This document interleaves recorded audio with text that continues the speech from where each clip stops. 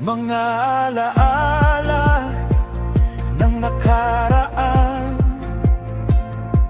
gabay sa bawat hakbang. Hawak ang mithiin ng pag-asa't paninindigan. Ang katarungan ay karapatan ng lahat, hindi malulunod sa takot o pangapi. Hindi kami susuko kahit bagyo'y dumating sa bawat patak ng